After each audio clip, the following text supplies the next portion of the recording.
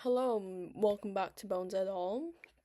Technically the second podcast, but officially the first where I talk about the topics such as paleontology. Today I'm going to be talking about the geological periods, specifically like Cambrian, Permian, that type of like eras, not like the quaternary. That's too big of an era. I'm not doing that. So, today we're doing the Cryogenian period.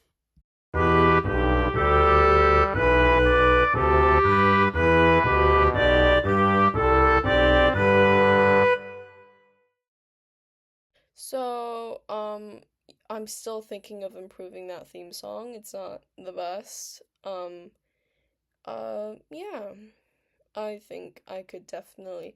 I mean, my thoughts into that theme song with the trombone was like the big thumping of dinosaurs in the herd. That was my thinking. Symbolism from an art student. So, into music.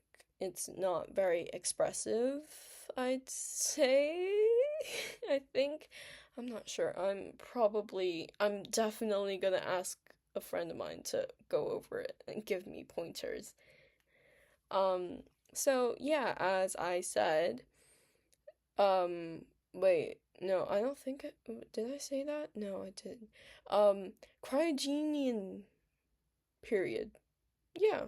Um, one of the earliest geological periods. There are earlier periods than the cryogenic, but I decided to do this one because it's before the Cambrian and the Ediacaran, and it just seemed more interesting than the ones before. So, yeah, pre-Cambrian. We are splitting a lot of the bigger geological eras into periods. And yeah, more detail. How fun is that? Interesting. Absolutely interesting.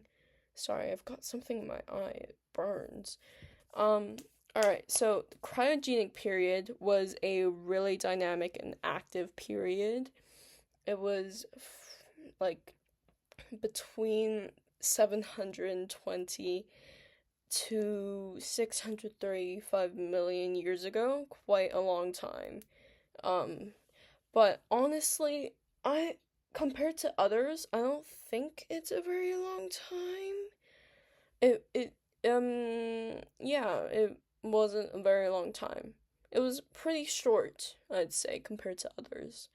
Um, so it involved a lot of environmental changes and such as like glaciation in low latitude areas, which is honestly pretty weird, I'd say, compared to what we have now, because like take Scotland for example. That's pretty high latitudinal. That's pretty high. And there's glaciers, but then back then there was like glaciers in low latitudes. Weird, interesting. But I won't go through that. Instead, I'm going to go through volcanic activity, which um which along with tectonic activity caused the breakup of the supercontinent Rodinia. Interesting. Well, not fun. There weren't any organisms on land, so yeah. Um Continental drift. I never watched Ice Age. I lost a childhood somewhere, I think. Anyways, I will actually go through a bit of glaciation.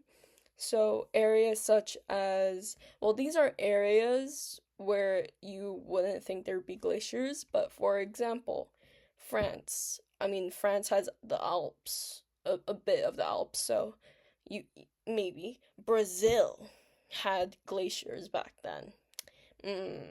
And South China, very tropical. Both Brazil and China, very tropical. Well, South China, very tropical. Really hot and humid. I've been to South China. Um, so humid. I was sweating not fun. Not no, no. Would I go back? Yeah, the food's amazing. But would I trade it for the extreme heat? Maybe. Anyways, like another area where I think there are glaciers is North Norway, like northern Norway. Yeah, but also these places had thick layers of volcanic sediment. Weird. So, and then yeah, the Cryogenian really, really developed and built up like the first few bricks of evolution and development of early life, pre-Cambrian. Yeah. Oh my god, excuse me. I just ate something. Um so before the Cryogenian, um it was pretty simple. Life was pretty simple, like small organisms in the oceans, and pretty much it. That was pretty much it. And then afterwards, after the Cryogenian, evolution really, really expanded. So, Edicarian, and then the Cambrian explosion. And then the Edicarian was a pretty small period, and then the Cambrian explosion. That's pretty mind-boggling, I'd say. Very very interesting. But anyways, the research journal that I scrounged for, because most of them weren't free and I don't have that type of money, um showed a study on volcanic activity, and it was showing which elements were in volcanic sediment, what trends there were, how it impacted the environment. This I was not glad to read chemistry. I was not glad to read about chemistry. Um, I dropped chemistry for a reason for A level. So, yeah. But anyways, it looked at the Cryogenian Yaoling group, which consisted of the UC area, and Kangpingli area, and the Ziyang area, and all in China. I think it's near Sichuan. It's like central. Well, I don't know. Well, yeah, kind of central, but a bit lower. It's kind of hard to dictate where things are in China because it's so big, but kind of that area. Mountains and stuff. Yeah, like volcanic activity from the past, you know. And I'm pretty sure there have been like earthquakes there. But earthquakes can occur because of faults in tectonic areas. So, I'm not very sure. Um so those areas showed like tons of elements, and this is just a summary because I do not want to put y'all through what I went through. Chemistry isn't that bad. I liked it. I just suffered a bit. Yeah. It wasn't fun. It was fun. Well, it was fun because I had a friend, but that's it. Yeah. So it had elements such as selenium, arsenic, barium, cesium, and scandium, which showed increasing trends in volcanic sediment across all those areas in central southern China, I'd say. And then whereas elements such as rubidium, bismuth, zinc, copper, and gallium showed more downward trends in those areas. Um, but, and this is from the scientific journal, rubidium, selenium, and and arsenic are all essential materials, substances for eukaryotes to well, I kind of messed up the sentence. Let me restart. Are all essential to eukaryotes for metabolism and the manufacture of necessary biomolecules such as enzymes, so they can digest their food, the chemical reactions can happen, stuff like that. Biology. We love biology. So these increasing elements, so rubidium, selenium, gallium, and arsenic, really in varying increasing these elements in varying amounts can promote cell growth. However, the threshold of these elements is very narrow, and deficient or excessive intake of these elements can influence the development of organisms. So, deficient intake will mean that the rate at which organisms grow will be less, and then excessive intake will mean that the rate that these organisms grow will increase. So, take your minerals. Well, they aren't minerals. Take your supplements. Um, yeah. There are cells in our body that need it, so take it. Um, well, and then volcanic sediment also had phosphorus, which, I mean, you might not think about it now, but is really important. I mean, phosphorus, phosphate ions. Sorry, I need to take a drink of water. Oh my god. My throat is so dry. Sorry. I mean, phosphorus, phosphate ions, phospholipids, cell membranes. I just learned that in A level. I'm applying my knowledge. How amazing is that? I know my content, I think. Anyways, concentrations of phosphorus are really important in marine, like in nutrients in oceans. So, like an increase in concentrations of phosphorus in like cryogenic rock can really show and provide evidence for an increase in activity and biodiversity in marine environments. So I think this is like really, really interesting.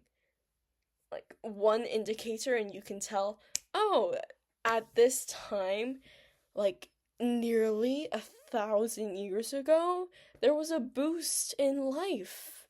Well, not nearly 1,000 years ago. I'm just rounding to the nearest thousand. So, really, really interesting. I like it.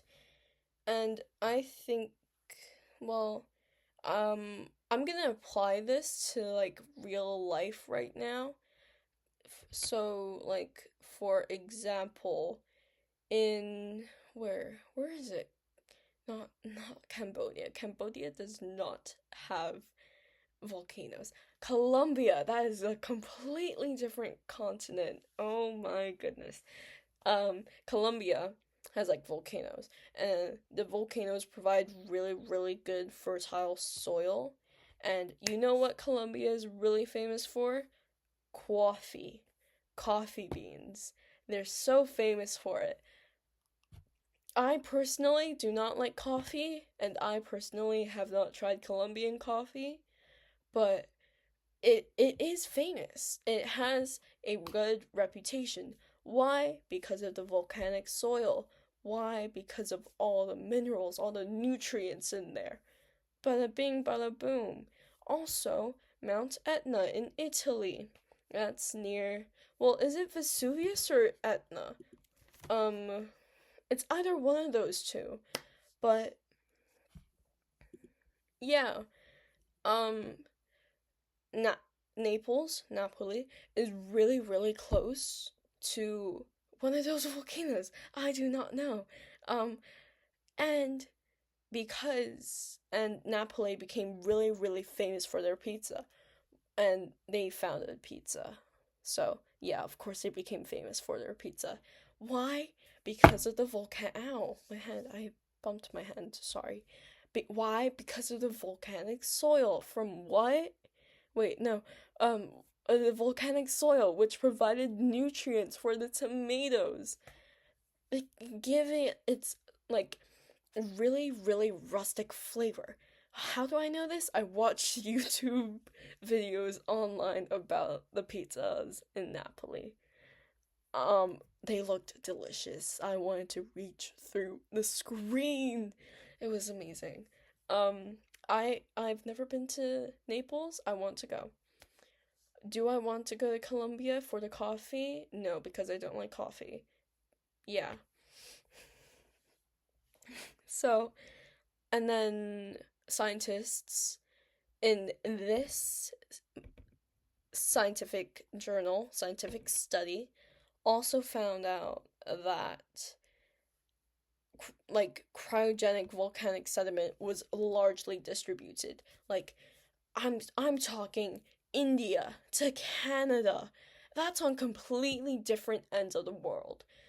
I'm the northern hemisphere and southern hemisphere, completely different climates. Crazy, crazy. I'm also talking Australia, Madagascar, Seychelles. They share the same oceans. That's a bit more believable. But back then, the world was different. The structure, well, not structure. The layout of the world was different. So, I do see it, but obviously these countries are at opposite ends of the landmass. I'm guessing is Rodinia. So it's quite large scale. It's quite large scale. So volcanic activities, very, very active, large scale, crazy. I would not want to be living on land at that time, which I would not be because nothing lived on land at that time. Okay. Um, and then volcanic activity is really, really shown to increase biodiversity in the cryogenic period, and this is also proven by modern day events. So, for example, today, in the modern day, we have a lot of species which live in, like, live or, well, not live in, live around or near deep sea hydrothermal vents. And these hydrothermic vents are characterized by their high temperatures of water, high concentrations of strontium, barium, sulfur, and calcium. Like, hmm. For example, I'm pretty sure the Japanese king crab does live near these. Very interesting. And then, oh, you know what? I've seen documentaries like the hagfish going into salty, like craggy waters and then getting shock from that. What would it feel like if I went in there? Would I die immediately? Or that's an experience I would want to have.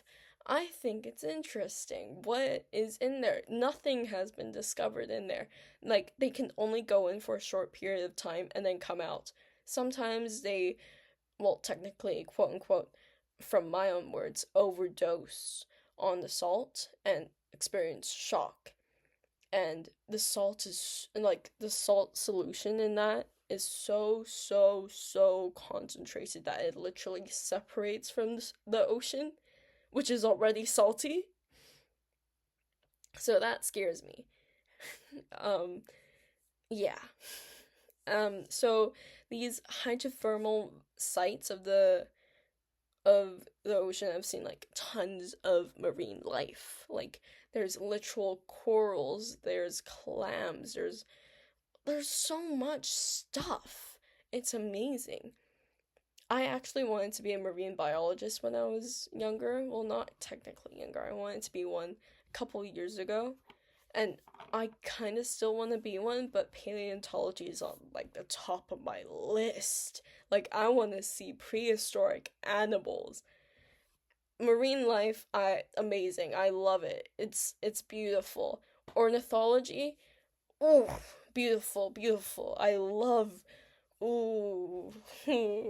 Anyways, um, yeah, so these hydrothermic sites of ancient oceans also hosted similar organisms such as oh my god, my throat is closing up. Sponges. There have been worm fossils that have been found, and there's submarine animals that have been found, like the fossils of them, and algae as well. Algae or algae? Algae? Algae.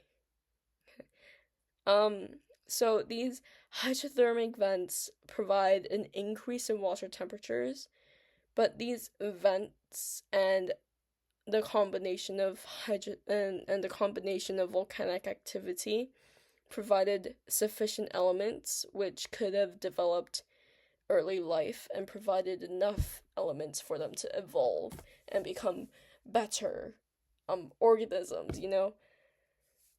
Yeah. So those are all my notes. I think I should have made more. Um yeah, I think it's really interesting to see how the building blocks of early life were formed. So, this is kind of an introduction after my first introduction yesterday. Introduction to prehistoric life and how, like, a theory of how it was formed. So, let me recap. You've got, cryogenic period, tons of years ago, mind boggling. Partially an icy world. It's got low latitudinal glaciation in a lot of areas like South China, France. Crazy, crazy low latitudinal areas. You would not have that today. Crazy. And then volcanic activity everywhere. Volcanic sediment spread everywhere. It's got tons of minerals. And then one of the minerals is rubidium, rubidium, selenium, gallium. Those minerals and a bit more are essential to the metabolisms of eukaryotes. So that really boosted their development. And if they were deficient in those well, not minerals. I keep saying minerals. They aren't actually minerals. Elements. Um, if they're deficient, then obviously the rate of their growth would be slower. If they're getting a surplus, then the rate of their development is greater. Another element which is important in volcanic sediment is phosphorus. Phosphorus is a like an important nutrient in oceans, acting like a fertilizer in many ways. Well, not technically a fertilizer, because fertilizers these days cause eutrophication. I don't know. I forgot my pronunciation. Ugh, damn. Anyways, yeah, really important.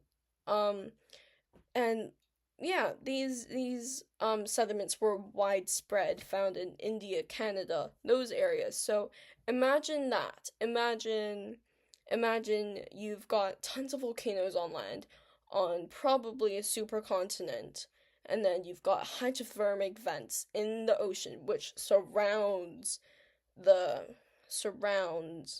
the supercontinent. So imagine how much phosphorus was in the past. How much phosphorus was in the atmosphere? How much phosphorus was in the water? Tons. A lot, a lot, a lot. Tons. So, yeah, it really built the blocks of development and evolution. Really, really helped early life. Pre-Cambrian. Really helped that. That came out really American. I'm sorry. So, yeah. And then, paleontologists can go through Precambrian sediment and test for phosphorus, like phosphate ions. And an increase can show an increase in biodiversity and activity. So, mm, interesting. Chemistry and biology. Biochem in paleontology. Paleobiology. Wow. So, yeah. I love how the Earth has kept a lot of the same stuff. Well, not a lot of the same stuff, some of the same stuff to build like a better world. Look at this. Amazing. Cute. Cute? Yeah, cute. um, I don't know. So I don't think this went into a deeper enough detail. This is kind of like my reflection on the episode. So I think I could do more detail on like organisms on the Cryogenian. So I might in the future. I probably will. I think it's really interesting. I especially like the organisms in the past geological periods. I love learning about them. It's beautiful. I love it. It's like an unfound it's like a new art to me. It's like a new form of art to me. It's beautiful. I love it. And then I think I could maybe do the earlier ones if time and my um patience permits. So, yeah, I think that is something I could get into. So the next episode will be on the Ediacaran period. Ediacaran or Edicarian? It sounds better Edicarian, but it's not spelled that way. And I believe I have a lot of stuff on that. I do have quite I don't think that's not a lot. I will try to stretch it out. But yeah, fun. I love geological periods. Excuse me, my throat is acting up. But okay, so the next one, Endicarian, and the one after that, we're going into Cambrian. Explosion. Boom. Big, big, big explosion. And then after that, Cambrian, Ordovician, Silurian, Devonian, Carboniferous. But at, well, when is it? 15th, I will take a break for 2 weeks. I will say that before the first, before the episode. Wait, no, I don't know how to word this. How do I word this? I will say that, well, I will post on the 15th. Well, maybe on the 14th because I have to go. Or, well, no, I'm posting. I will have to post on the 13th. So, yeah. And I will repeat what I'm saying. So, there we go. All right. Thank you for staying and listening to me ramble. I hope you learned something new about the Cryogenian period. Hopefully you never knew about it before and I'm just giving you a brief introduction to it. And yeah, I hope this fuels your interest in my podcast. And stay tuned for more. Bye!